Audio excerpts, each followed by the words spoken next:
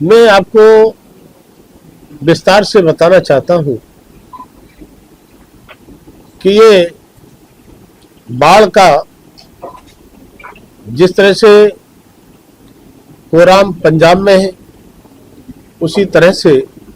पंजाब के साथ चाहे हिमाचल हो, उत्तराखंड हो, जम्मू कश्मीर हो या अन्य प्रदेश हो, लेकिन पंजाब में देखा है कि ज्यादा ही बाढ़ का प्रकोप रहा है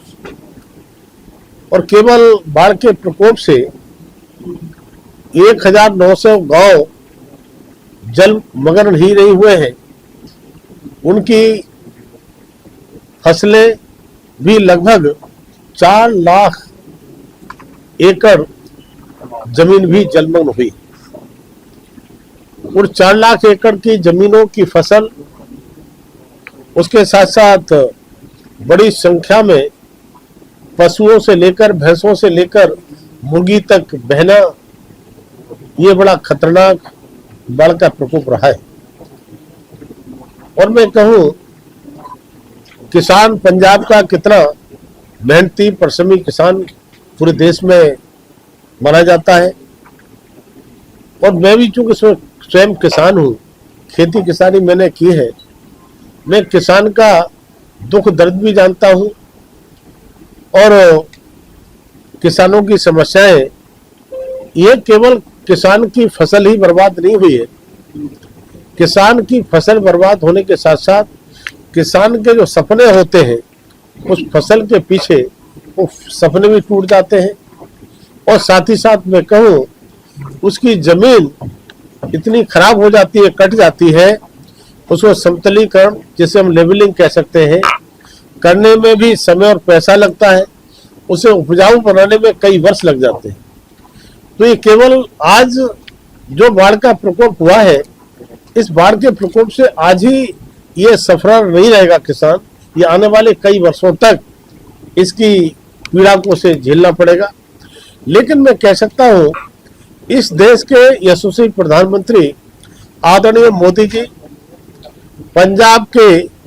उन सभी किसानों के साथ सहानुभूतिपूर्वक और प्रतिबद्धता के साथ अटूट तरीके से खड़े हैं और उन्होंने प्रथम आकलन में ही 12,000 करोड़ का मुआवजा यहाँ के किसानों के लिए देने का काम किया था। लेकिन 9 सितंबर को जिस दिन उपराष्ट्रपति का चुनाव था, उपराष्ट्रपति के चुनाव में अपना पहला वोट डालने के बाद उन्होंने कहीं कोई पहला दौरा किया तो पंजाब का। पंजाब में स्वयं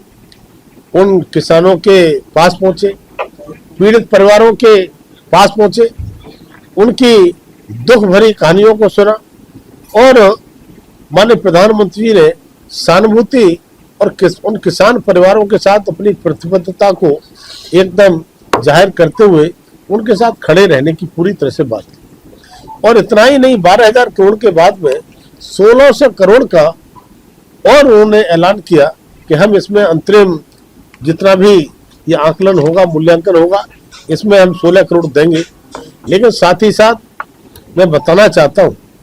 आज तेजी के साथ मूल्यांकन हो रहा है। मूल्यांकन के साथ मैं कहूँगा ईमानदारी से मूल्यांकन हो,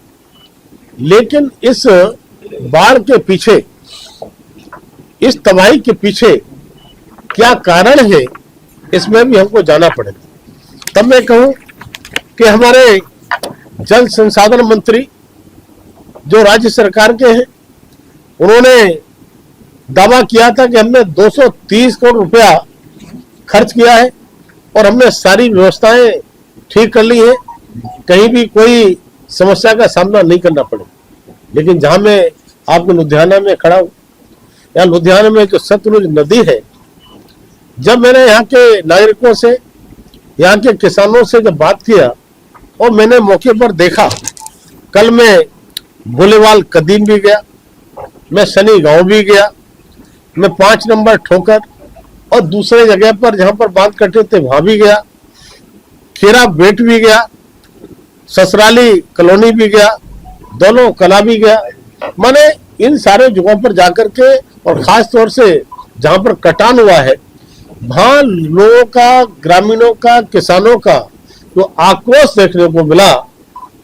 हमारी राज्य सरकार के प्रति, वो इसलिए कि अगर समय से इस सतलुज नदी की सफाई हो गई होती तो शायद ये मंजर देखने को नहीं मिलता। साथ ही साथ जहां पर मैं गया था ससाली कॉलोनी, वहां पर 2-2.5 किलोमीटर बांध कटा है, और बांध जो कटा है उस बांध कटने के पीछे अवैध खनन हुआ है। देश दुनिया की हर खबर सबसे पहले देखने के लिए फॉलो करें सर्वजन न्यूज, यूट्यूब, फेसबुक, इंस्टाग्राम और व्हाट्सएप चैनल पर।